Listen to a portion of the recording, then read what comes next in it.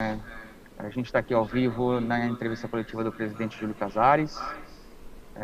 Iremos abrir com um breve pronunciamento do presidente Júlio. E depois do pronunciamento, depois das explanações, a gente passa para a fase de perguntas. Peço que todo mundo seja breve nas perguntas, para que todo mundo tenha chance aí de perguntar. Presidente. Bom dia, eu peço a liberdade, eu vou tirar a máscara. Eu queria saudar a presença de todos vocês da imprensa, meus colegas, de outrora. Já fui dessa área, então eu sei do trabalho sério que vocês têm. E eu quero cumprimentar todos vocês nesse momento importante da vida do São Paulo. Quero registrar e fazer uma rápida introdução à presença do meu vice-presidente Arri Massis, que está aqui conosco nesse momento também importante, onde nós temos um vice-presidente que tem, além das questões estatutárias, uma participação efetiva na gestão, e é assim que vai ser. E quero começar saudando os diretores que já foram empossados. Vou fazer aqui por área.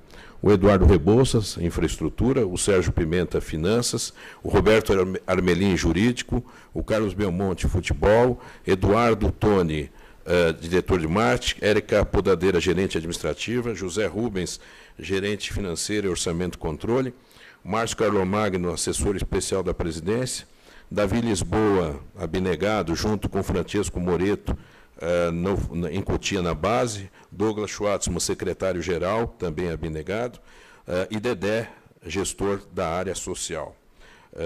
Temos ainda o Zé Eduardo na comunicação, que está nos ajudando juntamente com o Guilherme Palenzuela e fazendo uma transição extremamente profissional. Quero começar que os compromissos de campanha estão sendo colocados já nos primeiros dias da gestão, e é por isso que nós vamos enfocar aqui no nossos 50 compromissos num plano de 100 primeiros dias, e não é a conclusão das propostas, mas sim o início, e nós vamos informar através do site do São Paulo o andamento de cada compromisso e de cada projeto nesses 100 dias. Mas antes quero fazer um agradecimento ao Comitê de Gestão que elaborou o plano na campanha e que foi um plano altamente vitorioso pelo resultado das urnas, onde o sócio colocou 75% da satisfação e o conselheiro ratificou. Quero agradecer, então, por ordem, Eduardo Alfano, Dorival Decossu, Dário Speranzini, Gabriel Abuchar, José Alberto, Márcio Malamude, Vinícius Medeiros e Iano Kazuhiro e Iano, ao contrário. E também veio se somar nesse plano o Jaime Franco, que daqui a pouco vai falar rapidamente com vocês, que fará parte da nossa equipe como assessor especial também na presidência, e o Walter Lilongo, cuja atribuição será coordenar a reativação do GESP, que nós vamos ter um conselho informal, mas muito contributivo, propositivo, e o Walter Li vai nos ajudar, ele que é um grande amigo meu da publicidade. Teremos em breve um anúncio do Conselho de Administração já com 3 personalidades independentes que vêm do mercado de negócios, que é muito importante para o São Paulo, e as câmaras setoriais, que é uma novidade, onde os abnegados vão ajudar os diretores profissionais executivos, mas vão ajudar no sentido de ter, cada um deles, uma atribuição e uma meta. Não é porque é voluntário, ele vai ter uma carteirinha, mas, como eu disse na posse, nós vamos ter um plano de metas do voluntário, o PMV, onde cada voluntário vai dispor e assinar um pacto de compromisso de tempo destinado ao São Paulo e agregar a meta a um tema específico. Ele não vai ser uma câmara setorial ligada ao marketing, ao futebol jurídico, não. É um tema específico. Normas de compliance, sócio-torcedor, governança, cativa, ingressos e assim por diante. Eles terão um prazo para o início do projeto, o desenvolvimento e a entrega desse projeto. Quero também salientar que, dentro dessa composição, o estádio do Morumbi e o Concept Hall terão o trabalho já muito bem exercido pelo gerente, o Maurinho, que é um grande profissional, mas terá uma câmara setorial que está sendo composta, mas terá a liderança do engenheiro Luiz Schoff, que é o engenheiro, um dos responsáveis para o Morumbi, quando o Morumbi passou uma crise muito grande das suas estruturas e os amortecedores, e todo o projeto de estrutura foi desenvolvido por esse engenheiro, conselheiro, grande profissional, grande personalidade. Isto posto, eu quero dizer que a alegria foi imensa, porque nós tomamos posse Ganhamos a eleição dia 12, fizemos uma transição muito bem feita com os colaboradores do São Paulo, com o presidente Leco, uma transição muito profissional. Depois, no dia 12, a eleição, após a eleição, esse trabalho se colocou com um grupo de pessoas, e depois, na nossa posse, do dia 1º, após a posse, no sábado, estivemos no Centro de Formação de Atletas Laudo Natel, saudando a garotada que viajou para Curitiba e também já iniciando uma transição importante. O CT de Cotia, como costumamos falar popularmente, terá um papel fundamental no futuro do São Paulo. A integração do Centro de Formação de Atletas de Cotia com a Barra Funda é uma realidade. E por isso que domingo nós apresentamos o Muricy, já fizemos uma reunião de trabalho, planejamento, visando a integração de fato e de direito. Não existe mais a Cotia de forma solta. A Cotia faz parte da estrutura de futebol como deve ser. Então, foi um avanço e o avanço vai se verificar no dia a dia. Quero passar nesse momento a palavra ao Jaime. Antes disso, eu quero mais uma vez colocar a minha satisfação pela vinda de todos vocês profissionais, pelo plano de metas que juntos vamos construir e juntos vamos nos cobrar, e também pela vinda do Muricy Ramalho, que era algo que eu dizia na campanha e que nós entregamos. Aliás, tudo que está sendo feito está sendo entregue e tentaremos continuar assim, principalmente com transparência, uma filosofia que nós temos que envolver o torcedor, o formador de opinião, que na verdade é o grande cliente do São Paulo, é o nosso torcedor. Eu passo a palavra nesse momento ao já meu assessor especial, Jaime Franco, que vai fazer uma rápida apresentação, uma introdução do plano de gestão desses 100 primeiros dias, do início das propostas, que são 50, de compromissos, que são 50, para iniciarmos uma transformação do São Paulo Futebol Clube. Eu repito, não serão entregas de projetos concluídos, porque existem projetos que podem até, em 90 dias, ter o seu êxito, mas outros não. Mas é o start de um plano de gestão que vai ter o envolvimento dos diretores profissionais, dos voluntários e das câmaras setoriais, e também do GESP, que falamos há pouco. Portanto, Jaime, bom dia, a palavra está com você. Bom dia, amigo Júlio, bom dia, amigo. Bom dia, jornalistas com quem tive o prazer durante tanto tempo de manter prazerosos contatos e que estive ausente nos últimos anos, mas hoje volto com muita alegria, com muita emoção e com um entusiasmo juvenil, com essa liderança do Júlio numa reestruturação que faremos do nosso São Paulo.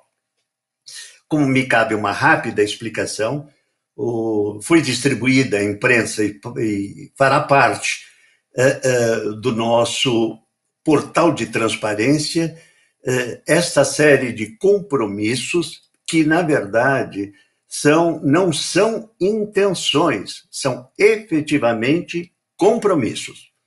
O que nós iremos fazer? O São Paulo irá fazer um choque de gestão, onde tentará recuperar em 3 anos o estrago feito em 10 anos. E como se faz isso?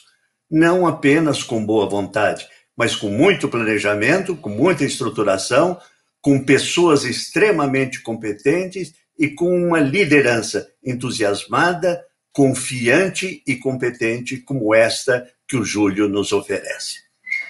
Todo este trabalho se iniciou com um diagnóstico profundo. Só se faz um diagnóstico profundo tendo a participação de muita gente. Não se pode contar com o conhecimento e a experiência de apenas meia dúzia de pessoas. Eu devo dizer a vocês que toda segurança parte de um diagnóstico absolutamente profundo, quando a prática aponta que um diagnóstico bem feito é 50% do encaminhamento para as suas soluções. Do diagnóstico profundo, foi desenvolvido um planejamento estratégico, onde foram identificadas as forças, as fraquezas, as oportunidades e os riscos, e daí um programa mínimo de gestão. Eu quero dizer que todo este trabalho, e embasado nos 11 pilares que fizeram a estrutura da campanha do Júlio, campanha vitoriosa, com 75% de aprovação dos associados, dos eleitores. Até agora, apenas um universo relativamente pequeno, mas no futuro mudanças ocorrerão. Então, foi desenvolvido um programa mínimo de gestão, onde eu, pessoalmente, hoje, vocês podem estranhar um homem de 83 anos, talvez um idoso, mas não um velho, porque eu estou tão entusiasmado com com essa nova proposta, com esse choque de gestão, e tendo participado desde o seu nascedouro, eu voltei a ter o entusiasmo de um jovem e me sinto atualizado, porque trabalho na atualização para poder, de alguma forma, eu que estive ausente nos últimos anos, com muita alegria, voltar e assessorar o nosso presidente. Então, digo para vocês que participaram mais de 100 pessoas na elaboração de todo o choque de gestão. Quando se elogia alguém, se corre sempre o risco de omitir pessoas importantes e machucar. Mas nos elogios eu gostaria de concentrar talvez em duas pessoas, Valteri Longo e Eduardo Alfano, o trabalho de consolidação destes 50 compromissos.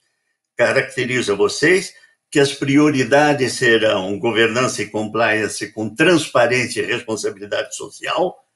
Quero chamar a atenção para uma novidade. O São Paulo está muito interessado em desenvolver um trabalho aos chamados, me permitam a expressão americana, de stakeholders. O que quer dizer é estabelecer valor não apenas para o torcedor, mas para todos os públicos com os quais o São Paulo se relaciona, que começam desde os seus colaboradores, sem dúvida, o último ponto são os atletas, a comissão técnica e o futebol vitorioso. Mas o São Paulo vai desenvolver um relacionamento efetivo com todos os públicos. É estabelecimento de um valor para os seus stakeholders. Os focos principais serão de finanças, futebol e marketing. Repetindo, os 50 compromissos que os senhores receberam, nós estaremos à disposição para discutir, para conversar isoladamente com cada um dos senhores, não tomar todo o tempo, reservar as perguntas para o nosso presidente, que nos entusiasma, mas, repito, não são intenções, são compromissos e muitos estarão completados nos 100 dias. Obviamente, nem todos. Haverá um acompanhamento e responsabilização semanal. Desta forma, nós iniciamos com um choque de gestão, compromissos desenvolvidos, como disse no início desta exposição, por mais de 100 pessoas, contemplando não apenas conselheiros, sócios, mas figuras ilustres das diferentes camadas da sociedade, de tal forma que o São Paulo se torna cada vez mais amplo, mais voltado para um valor com todos os seus colaboradores, com o universo de todos os segmentos da sociedade. Com isto, eu recebi a incumbência desta coordenação e eu fiz com muita alegria, com muito entusiasmo, e esse entusiasmo que o presidente nos irradia e que é recebido por todos nós, seus colaboradores, com o compromisso de uma governança altamente qualificada e profissional, aos quais ajudaremos com a cultura e experiência da nossa vivência no São Paulo, como eu, que sou um sócio há 72 anos de forma ininterrupta, desde 1948, e sócio de número 28. Muito obrigado pela oportunidade, estamos aqui à disposição, obviamente não vou analisar item por item, que os senhores recebendo, mas estaremos agora, amanhã e sempre à disposição da imprensa, tornando-a parceira de um choque de gestão que devolverá ao São Paulo o lugar de onde nunca deveria ter saído e onde sempre mereceu estar. Obrigado pela atenção e que tenhamos uma bela jornada. Muito obrigado, Jaime. Que alegria tê-lo aqui conosco. Certamente vamos fortalecer. Antes de passar a palavra aos jornalistas, eu só queria dizer que em breve anunciaremos também o Comitê Avançado de Futebol, que é um compromisso dos 50. Quero dizer que as câmaras setoriais terão a coordenação do nosso vice-presidente Arrim Assis, vai nos ajudar nas câmaras setoriais, a coordenação dos temas. E hoje está nomeada a primeira câmara setorial, que é a Finanças, que vai dar apoio ao Sérgio Pimenta, e ela é formada pelos conselheiros Adilson Martins, que também é membro do Conselho de Administração, Kazuhiro Iano e Silvio Médici. Esses 3 conselheiros formarão a Câmara Setorial Financeira para dar apoio ao Serginho. Quero também salientar o belo trabalho inicial do Conselho Deliberativo, através do seu presidente, Outen Aires, que tem trazido a transparência a esta casa, tem feito um trabalho com celeridade e que, por isso, já distingue de um trabalho efetivo de mudanças da estrutura, não do setor, do órgão, mas de toda a dinâmica do São Paulo. Quero registrar também aqui, para minha felicidade, além de muitos colaboradores que eu citei, o Marcelo Pupo, que foi um grande presidente do Conselho Deliberativo desta casa e que nos prestigia nesse momento. Muito obrigado, Marcelo, pela sua presença. E, por fim, quero dizer que o patrono da gestão foi escolhido em razão da sua mentalidade vencedora, da sua experiência, da sua presença como coordenador também da campanha, que é o ex-presidente José Eduardo Mesquita Pimenta, um presidente vencedor com grande experiência que irá nos auxiliar. E também vamos contar com a experiência do Conselho Consultivo, presidida pelo grande jurista emérito, professor Ives Gandra Martins. Esse homem vai também estar do nosso lado no dia a dia dessa gestão, que é uma gestão que precisa ser rápida, que precisa ser célere e que precisa ter o comprometimento de cada colaborador, que nós não podemos perder tempo. Nós temos que ter projetos em andamento e concluídos. Por isso que as câmaras setoriais serão importantes juntos com todos os diretores. Passo, então, ao Paulo Galdieri a coordenação e estamos à disposição de todos os senhores da imprensa. Vamos dar início, então, às perguntas, começando com o Eduardo Afonso, da ESPN. Boa tarde a todos. Júlio Casares, boa tarde. Parabéns pela eleição mais uma vez. Um ótimo mandato, um ótimo desafio à frente. Júlio, como a gente recebeu muito em cima as metas, eu não tive tempo aqui nesse preâmbulo de estudá-las, eu vou na minha pergunta em cima de algo que é talvez o que mais preocupa a torcida, sendo o futebol o carro-chefe do São Paulo. Nesse período de transição e nesses primeiros dias como presidente, você já teve noção total a respeito da situação financeira do clube? E em cima disso, se sim ou não, o futebol do clube poderá ser acrescido com reforços, tem dinheiro para isso? Garantir a manutenção já será uma vitória? Ou terá, como aconteceu nos últimos anos, que vender jogadores para pagar os compromissos? Muito obrigado. Eduardo, realmente na transição, não só tomamos conhecimento da questão financeira, mas também de detalhes do futebol, apoiando o futebol nesse momento decisivo que ele viveu na Copa do Brasil e vive no Campeonato Brasileiro, e já vislumbrando um futuro em que nós temos a ciência terrível da questão financeira, e por isso que acabamos de nomear uma Câmara Setorial, é a primeira, que é a financeira, que começa a trabalhar hoje, junto com o Sérgio, na questão de readequar, realinhar os nossos compromissos financeiros. Claro que o futebol vai ter que estar inserido nessa nuance de nova realidade financeira do São Paulo. E, repito, a base será fundamental. Nós não podemos abandonar a questão de que, quando o futebol, o técnico, a comissão, identificar a necessidade de uma posição, terá que ser uma prática a integração com a base para buscarmos esse valor dentro da nossa formação.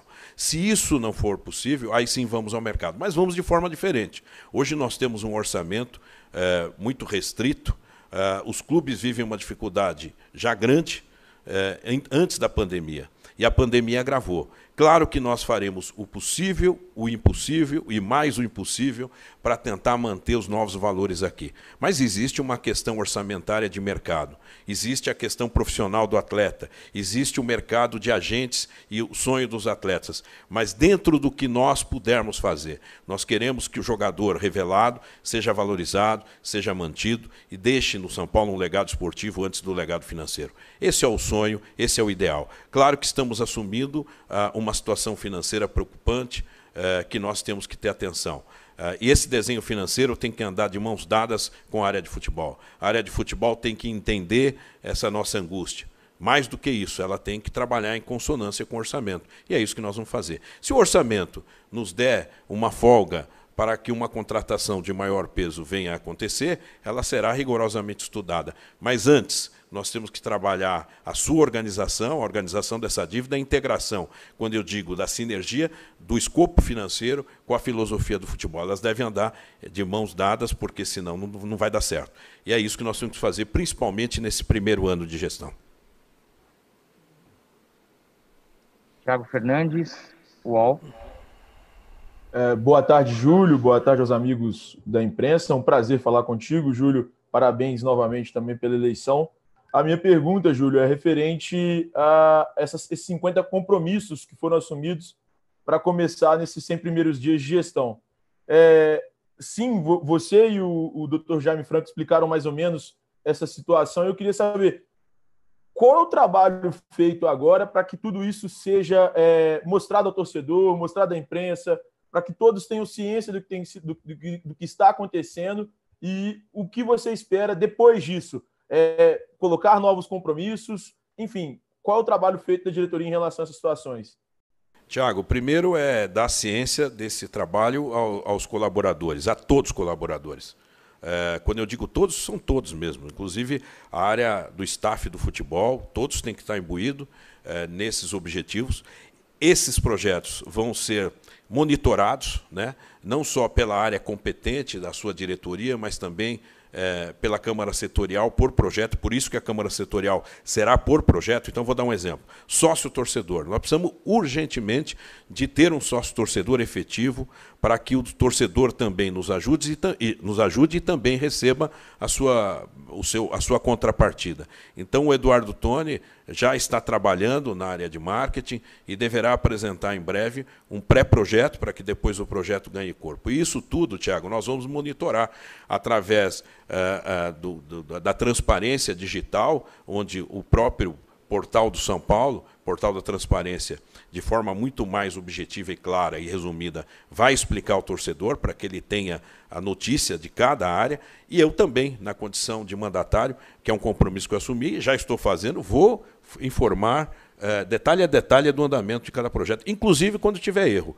porque é assim que você tem a transparência, assumindo os erros e expondo os erros, porque isso nos corrige, isso nos ajuda. Então, Tiago, a nossa missão é dar transparência, mas cobrar muito. E todos nós vamos cobrar. Eu estava dizendo hoje de manhã, numa conversa informal com o Márcio, que nós deveremos ter até o final de janeiro uma imersão dos diretores, tão logo todos estejam nomeados em seus cargos, para que a gente fique, talvez, num fim de semana de trabalho, isoladamente, assumindo um pacto de metas assinado por todos.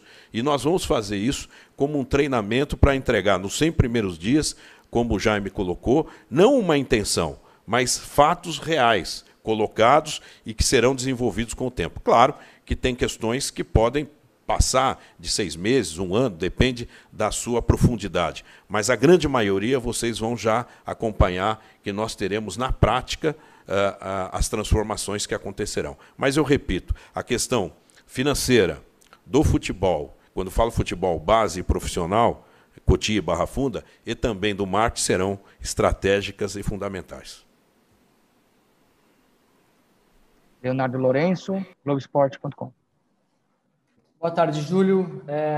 Queria te perguntar, já que o futebol, todo mundo sabe, é o carro-chefe do clube, queria entender qual vai ser a hierarquia do futebol. Você já tem o Muricy Ramalho contratado, vai ter o Belmonte, procura ainda um diretor executivo, que deve assumir em fevereiro, na saída do Raí.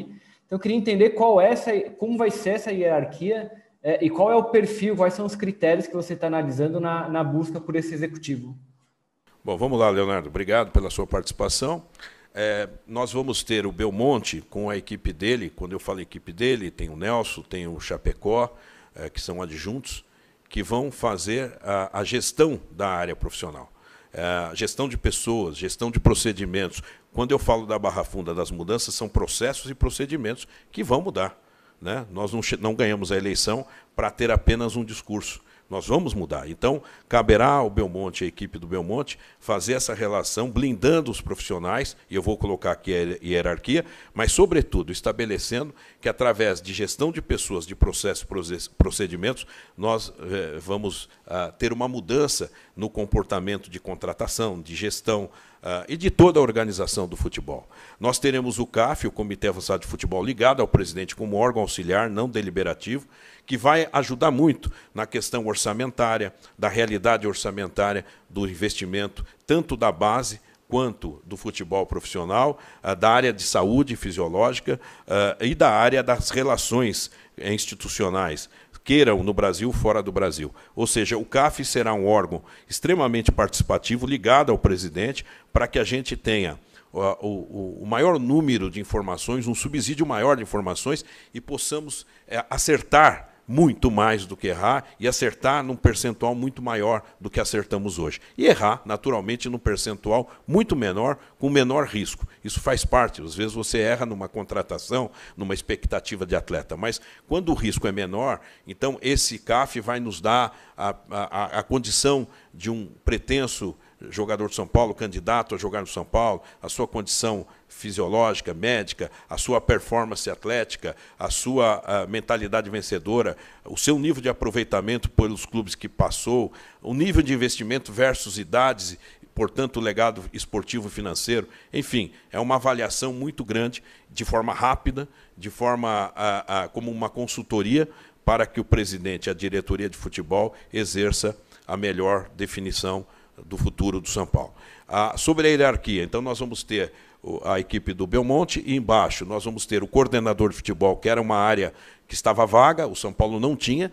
O papel do Muricy é estar próximo do vestiário, próximo do técnico, próximo da comissão técnica dos atletas, mas fazendo esse elo com a diretoria e com a presidência, no sentido de passar também as necessidades que o São Paulo tem nesta realidade hoje.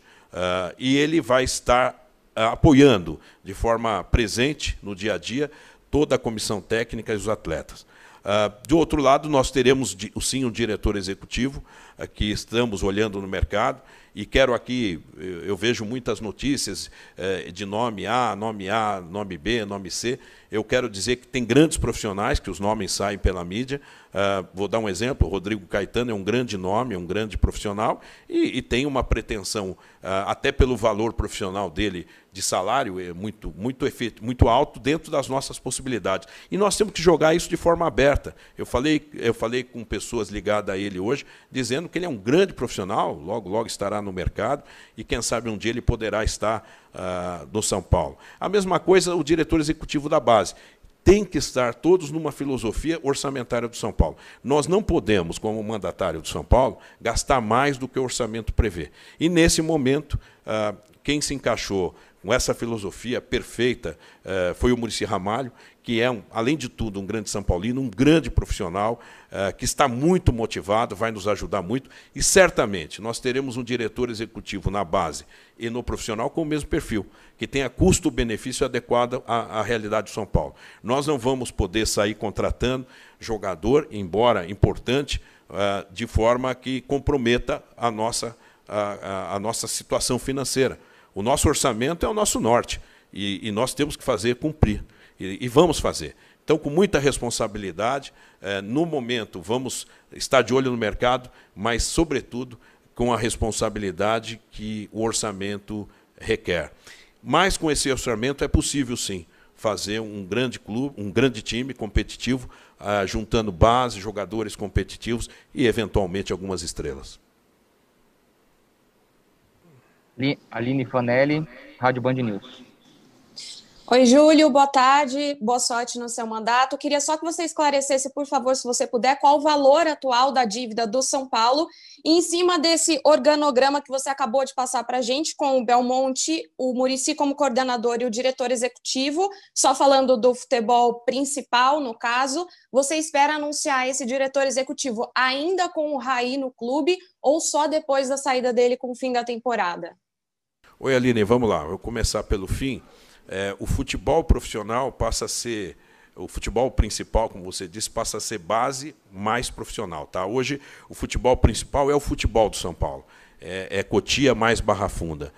O diretor executivo poderá vir antes do final do Brasileiro, com tranquilidade, de novo, sem muita pressa, com muita visão de mercado e com muita responsabilidade financeira. Repito, a responsabilidade financeira vai permear as nossas ações, porque qualquer coisa, né, Macias, que nós façamos além das nossas possibilidades, nós vamos comprometer o nosso futuro. E a dívida que você perguntou, que eu posso chamar de compromissos, porque tem dívida bancária, tem compromissos com credores, ela está em torno de 570, 580 milhões, salvo o melhor juízo, salvo mais uma conversa com o Serginho mais tarde.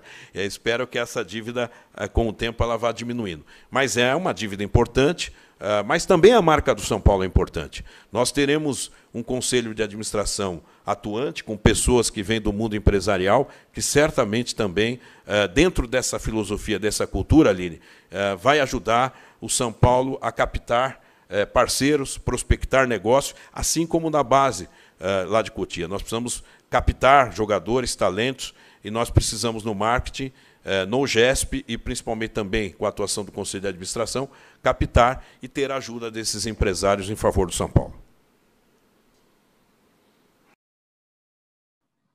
Marcelo Bacejo, Gazeta Esportiva. Boa tarde, Júlio. Boa sorte aí no seu mandato como presidente do São Paulo. Obrigado mais uma vez por nos atender. Minha pergunta é em relação às cotas de patrocínio que o São Paulo tem atualmente, né? O São Paulo é o terceiro clube mais popular do Brasil, mas não vem arrecadando como o terceiro clube mais popular do Brasil. Inclusive, no orçamento previsto para 2021, as cotas de patrocínio colocadas são bastante modestas. Eu gostaria de entender o porquê desse certo pessimismo em relação ao marketing e à captação de patrocínios e também se o aumento das receitas com patrocínios é, de fato, uma das prioridades dessa gestão. Obrigado. Obrigado. Marcelo, um abraço a você. Aliás, eu quero aqui render homenagem, que foi um orçamento muito bem feito. Quando você chama que ele é pessimista, eu prefiro chamar que ele é realista.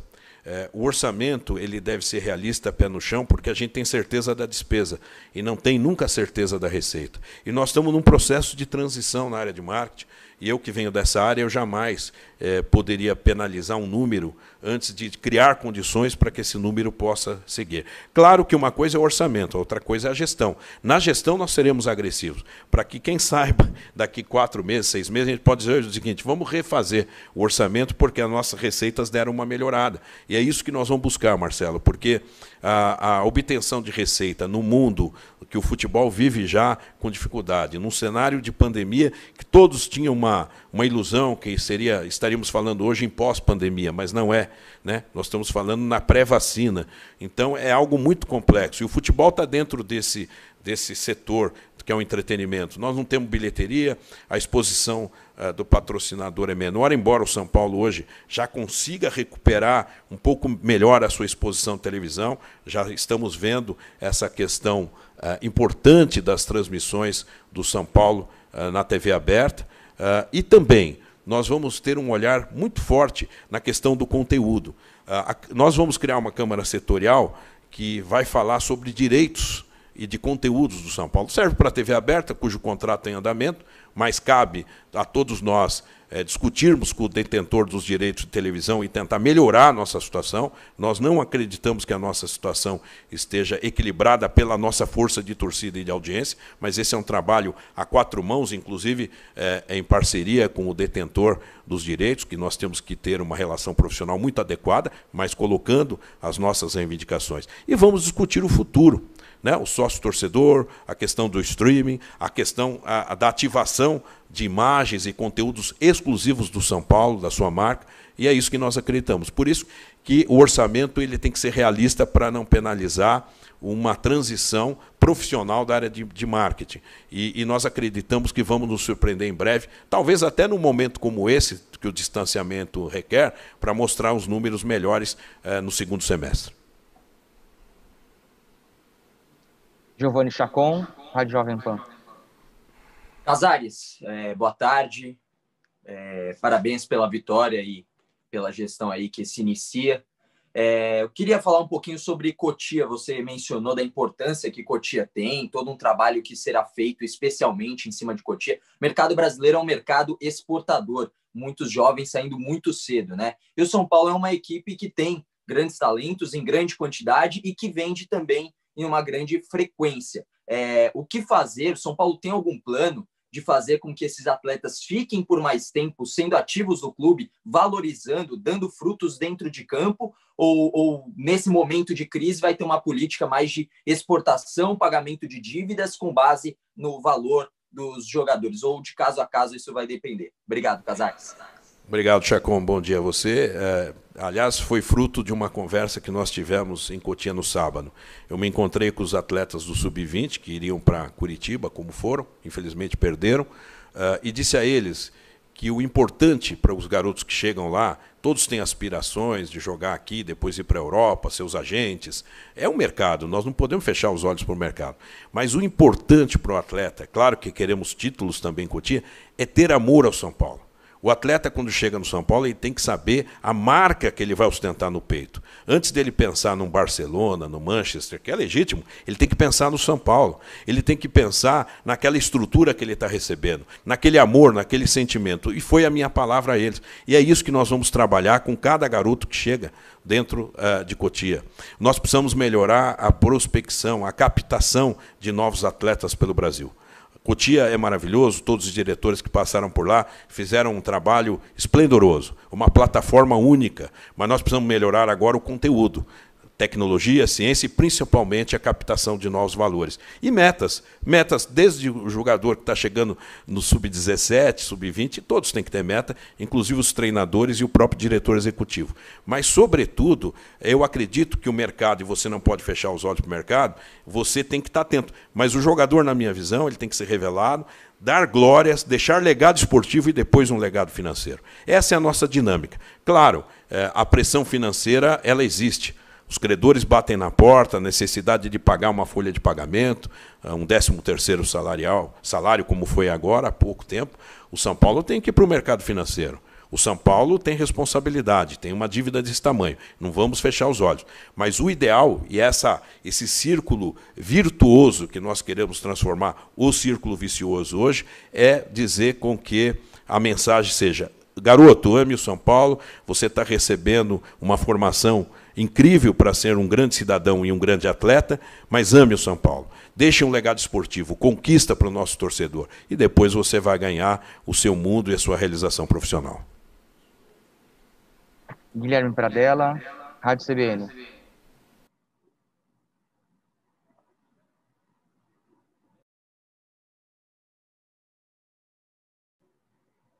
Pradella, seu microfone está mudo.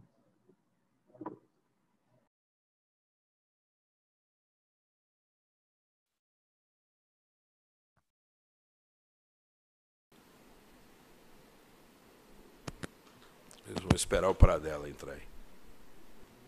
Estão me ouvindo agora? Agora eu estou ouvindo. Sim, pode prosseguir. Ah, tá, perfeito.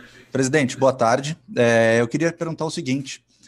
No ano passado, quando o Fernando Diniz foi apresentado, foi nos informado que ele seria contratado por CLT, não seria um contrato com tempo, com multa. Hoje você afirmou, recentemente você afirmou que o Fernando Diniz tem a confiança da diretoria e que quer que ele continue por muito tempo. Existe a possibilidade de você alterar o contrato dele, colocar uma multa, até para se proteger caso de um assédio de algum clube de fora? E sobre esse plano que nos foi enviado com as 50 metas, eu não vi nada sobre futebol feminino. Futebol feminino é um dos focos da diretoria. O que você pretende para o futebol feminino do São Paulo? Obrigado. Legal. Pradella, não tenha dúvida, eu até declarei que o nosso técnico Fernando Diniz é o nosso técnico, esperamos longevidade.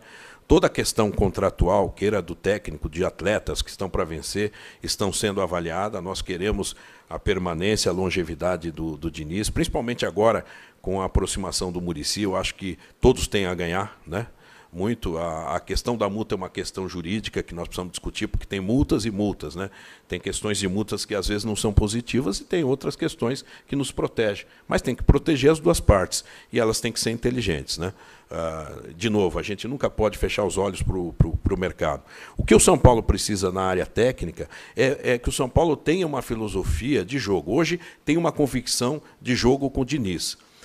Não tem sentido muita mudança, depois você coloca um técnico que tem uma filosofia de um time mais fechado, um time com outra ideia de jogo, com outra identidade. Nós precisamos ter uma identidade e talvez até formar isso na base, como uma linha de jogo que chega da base para o profissional, que é o ideal, numa mesma filosofia. O técnico ele não é eterno, um dia ele pode ir embora. Mas se a filosofia foi adotada como uma grande identidade do São Paulo, com alguns ajustes, ela pode ser trabalhada da base, porque o garoto, quando sobe da base para o profissional, e do futebol integral, que a gente chama, ele já vem com essa noção técnica que o São Paulo adotou no seu DNA. Então, isso é muito importante. Então, o Diniz continuará, independente de resultados. Ele é um trabalhador, um cara muito sério, um cara que tem uma filosofia de jogo. E, juntamente com a diretoria e com o Muricy, certamente terá ainda mais aperfeiçoado o seu trabalho. Quanto ao futebol feminino, quando a gente fala em futebol, mentalidade vencedora, nós vamos englobar mesmo o futebol feminino. Uma das questões para dela, da atenção que nós vamos ter pelo futebol feminino, que já é muito bem dirigido pelo Belardo, que é um conselheiro, nós vamos ter mais pessoas ajudando ele nessa tarefa, e mais do que isso, elas vão treinar no Centro de Formação de Atletas em Cotia, coisa que não acontecia. Veja bem, o principal item de conteúdo técnico de uma equipe é o seu treinamento. E elas treinavam na área do campo social aqui do clube, e aí tinha problema de horário, problema de não ter prioridade, e isso, num profissionalismo, pode acontecer. Nós temos 9 campos em Cotia, e nós podemos abrigar com tranquilidade, já tem uma área lá reservada, o Belmonte e o Nelsinho já acertaram com o pessoal de Cotia, uma área reservada para o treino delas, com toda a gestão profissional que elas merecem. Não tem sentido o São Paulo ter uma área daquela e você não fazer nem avaliação da base do futebol feminino e também do profissional. Então, já é uma medida que sinaliza a nossa prioridade. Para nós, o futebol feminino, embora seja uma exigência do Profut, de uma questão legal, ele vai além, porque todas as modalidades, quando se veste a camisa do São Paulo, é a nossa preocupação de ter um time competitivo. Mas, de novo, dentro de um orçamento que será rigidamente cobrado. Nós poderíamos amanhã tentar trazer a Marta, puxa vida, seria maravilhoso. Se tiver uma iniciativa privada e um trabalho de marketing, faremos. Se não, não vamos fazer, porque a responsabilidade financeira vai permear as nossas ações. Luiz Simon, blog do Menão.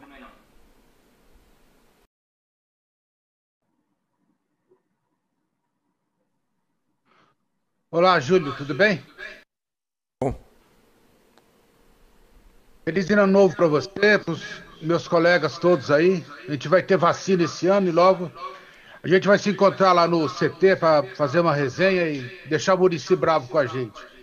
Júlio, queria sugerir que você fizesse uma nova reunião dessas, dia 14 de abril, que são daqui a 100 dias, né? Para ver o que foi feito, o que não foi feito das suas metas. Por falar em meta, Júlio, a minha pergunta é a seguinte: todo mundo vai ter meta, os seus diretores têm metas para cumprir. Quais são as suas metas, Júlio? Daqui a 3 anos, o que você tem de meta para fazer em 3 anos? E principalmente em 2 questões. Quanto da dívida você vai diminuir e quantos títulos você vai ganhar? Essas são as metas que eu gostaria de perguntar para você.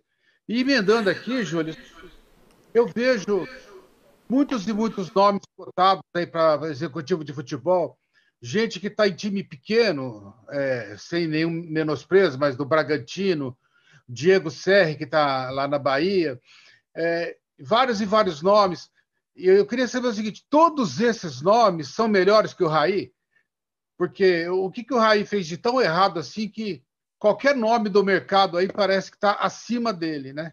Já vi falar em Rodrigo Caetano, Diego Serri, Thiago Escuro e talvez outros nomes que eu não me lembro agora. A minha pergunta é essa e bom trabalho para você, para todos nós.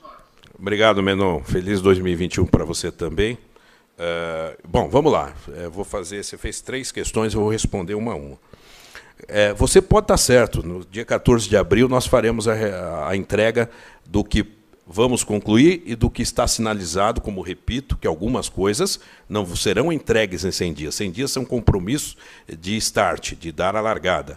Muitos poderão estar concluídos. E estaremos, antes do dia 14 de abril, fazendo parciais, prévias, sobre o andamento de cada setor. Até porque, quando eu faço uma prévia dessa, ou através de uma live, eu ponho um diretor do meu lado, eu também vou comprometer ele. Vou comprometer o diretor, a Câmara Setorial que está por trás. Menon, você pode ter certeza, eu não saí da iniciativa privada, de um conforto salarial, para vir brincar na presidência. Eu não quero um quadro bonito na parede. E nós vamos exercer, junto com os colaboradores, porque são pessoas responsáveis, um plano de gestão. E as minhas metas, na verdade, é o resultado dessa meta coletiva. Cabe a mim hoje cobrar. Cabe a mim exercer e dar exemplo. Se eu dei exemplo ao ter dedicação exclusiva, eu vou dar exemplo cobrando e participando ativamente dessas metas de cada setor. Aí a minha meta, e no final, ela será avaliada pela opinião pública, pelo conselheiro, pelo sócio. É assim que eu vivi aqui no São Paulo. Se eu tive todas as grandes votações, e foram 4, aliás 5, com a última, e foram as maiores votações da história, é porque eu fui avaliado. Eu espero ser avaliado depois de 3 anos como uma pessoa que equilibrou as finanças. Eu jamais faria que eu vou pagar a dívida. Às vezes eu ouço pessoas falando isso, vou pagar a dívida. É pessoa que não conhece o que é uma dívida desse tamanho. Mas realinhar, reposicionar, ter um novo perfil e diminuir a dívida, a pressão da dívida, isso eu quero deixar esse legado. Claro, ser campeão, isso é jogo de futebol. Eu quero muito ser campeão, mas essa é uma questão que o futuro vai dizer.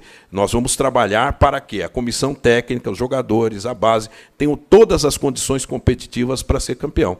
Eu, antes de presidente, eu sou um torcedor do São Paulo, que vim da Zona Leste com muita dificuldade. Eu acho que eu sou mais um, como eu falei para os atletas. E o meu papel não é só torcer, meu papel é gerar condições para que o futebol tenha condições técnicas, substâncias de conteúdos, de pessoas, para que o futebol nos dê alegria. É isso que eu vou fazer. Eu assumi, por exemplo, um papel numa eleição, numa transição, que graças ao cronograma em razão da pandemia, o exercício acaba no final do Campeonato Brasileiro, eu estou atuando de forma muito intensa e em sinergia com o Raí, que é um grande profissional, e com os demais colaboradores da Barra Funda. Agora, a questão de você trabalhar com A, com B, com C, é uma análise, Menon, que não é uma análise pontual, é uma análise que você leva no conjunto da obra de um exercício.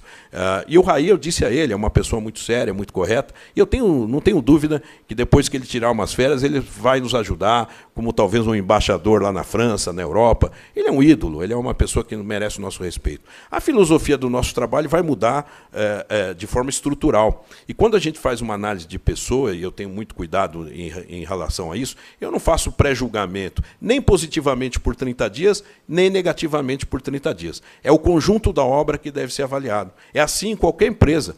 Eu, na minha empresa que eu trabalhei, quando eu, às vezes, num momento, não fui feliz, em 1, 2, 3 meses, de repente, quando visitada a minha obra toda no meu conjunto, ela mostrava que eu entregava. E é isso que nós temos que fazer. E isso serve para todas as áreas, ao marketing, ao jurídico, ao administrativo. Nós não podemos, de repente, ter um colaborador que teve um insucesso de 30 dias ou um êxito de 30 dias, avaliar que ele é ruim ou que ele é bom. Nós temos que avaliar o conjunto da obra.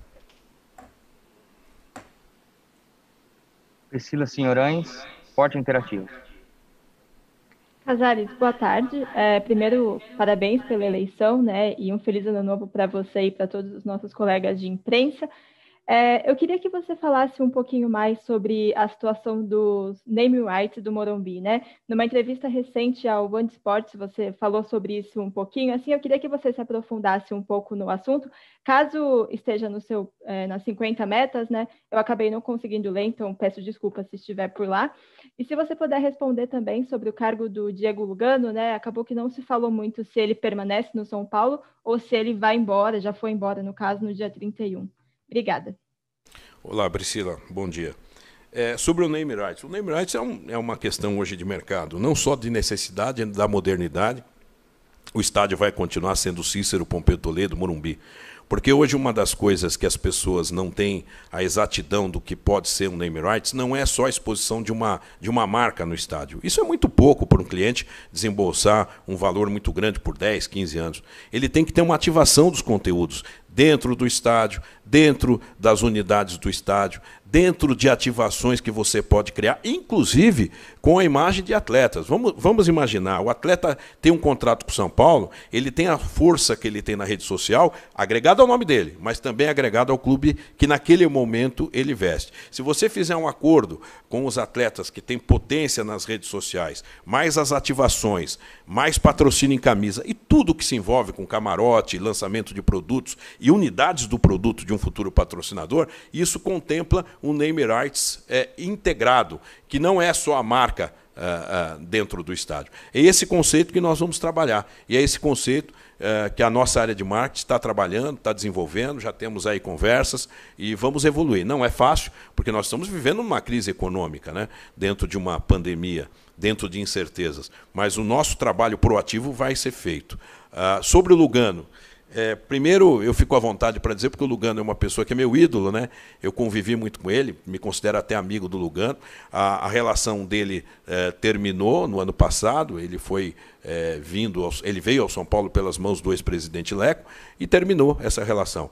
Mas é uma relação que terminou juridicamente. A relação como ídolo, como um grande São Paulino, como um cara que fez história, continuará. Eu não tenho dúvida que também, tal qual o Raí, em alguma embaixada e função que ele pode ter, vai nos ajudar no mercado sul-americano e vai nos ajudar na sua grande representatividade. Mas hoje nós temos um novo time, um time que começa como está sendo anunciado, com propostas, com metas, mas o Lugano sempre estará dentro do nosso foco.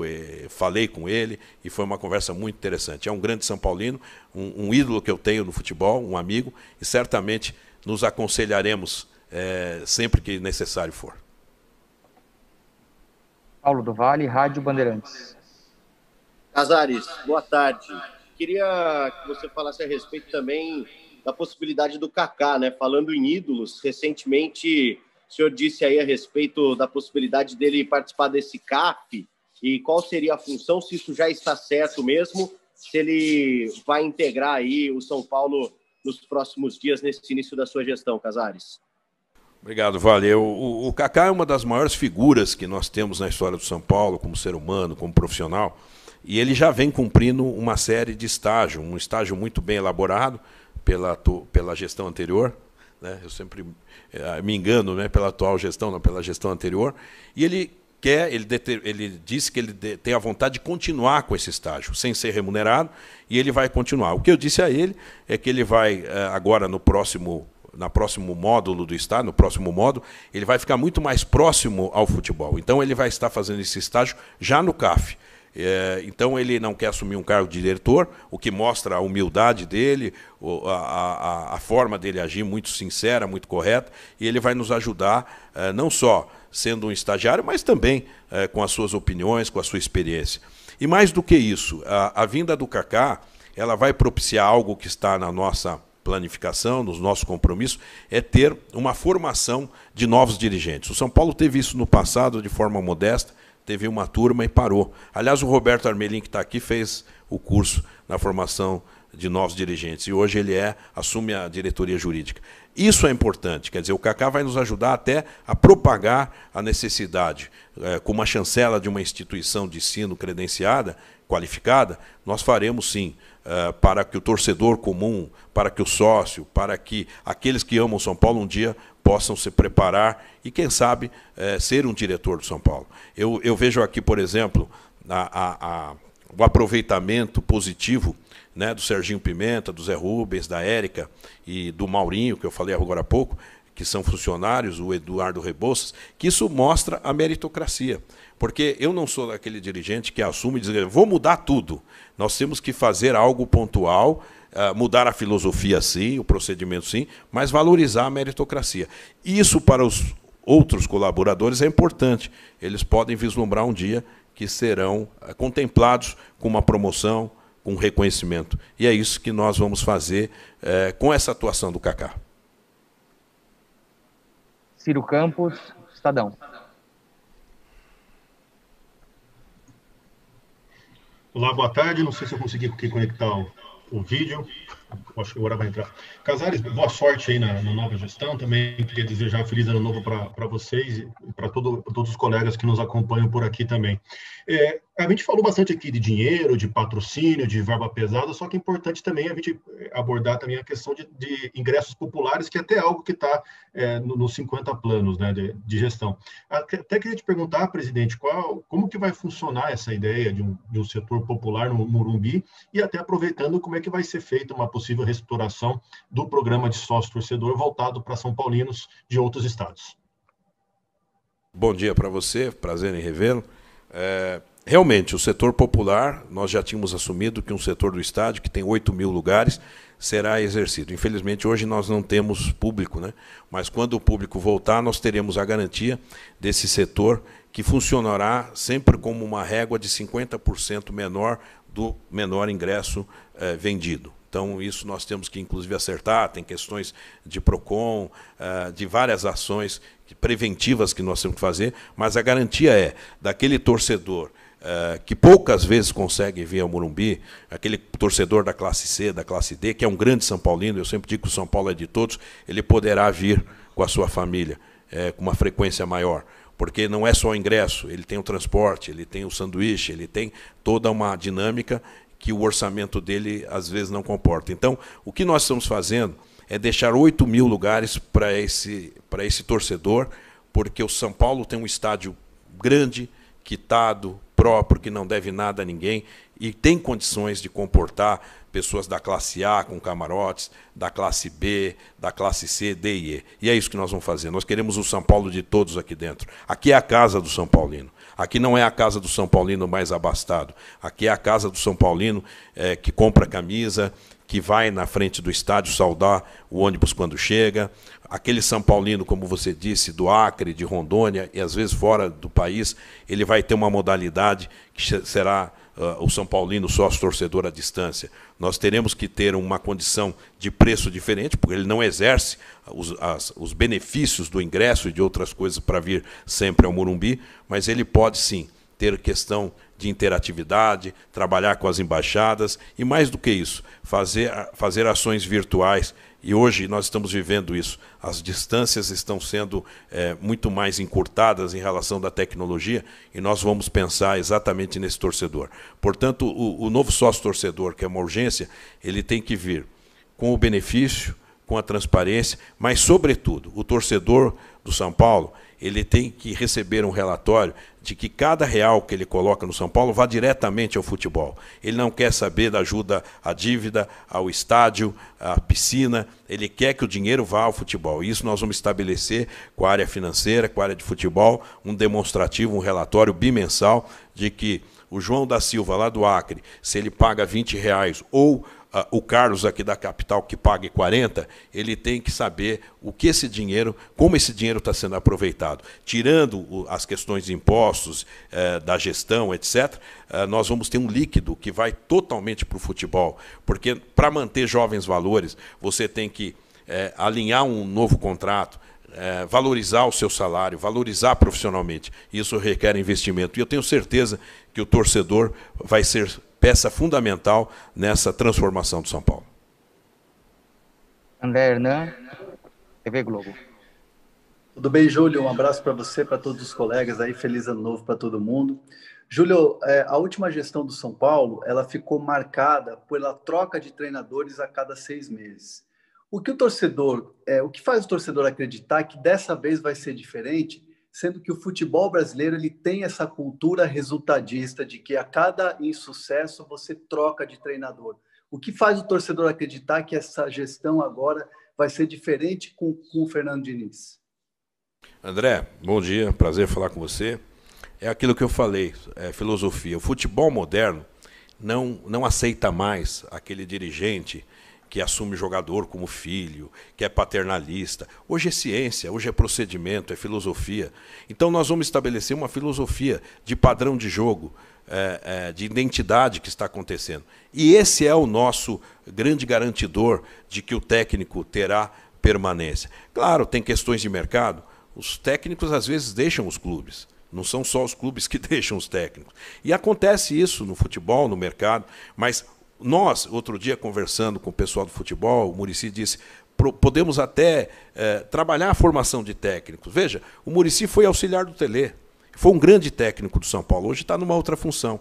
Quem sabe nós podemos trabalhar na formação de técnicos futuros que tem uma escola dentro do São Paulo. Se o São Paulo definiu que a nossa filosofia é ofensiva, é buscando o jogo, é com renovação de garotos da base, com o perfil de jogadores mais experientes, mesclando também os ídolos, por que não formarmos técnicos dentro da casa? O Muricy é um grande case que nós temos, né? Foi auxiliar do Tele Santana, assumiu esse trabalho por muito tempo e foi o técnico que foi. Né? Então o resultadismo, como se fala, ele atrapalha muito e faz com que a emoção supere a razão. Então nós temos aqui hoje uma base profissional em que a razão tem que superar a emoção. É claro que quando você perde uma desclassificação no mata-mata, todo mundo fica muito chateado. Eu perco o sono, todos nós aqui discutimos isso, perdemos o sono. Mas é no dia seguinte que você tem que ter um pouco mais de serenidade, conversar com mais parceiros e trabalhar na filosofia. Não existe a pessoa mais importante do que a instituição.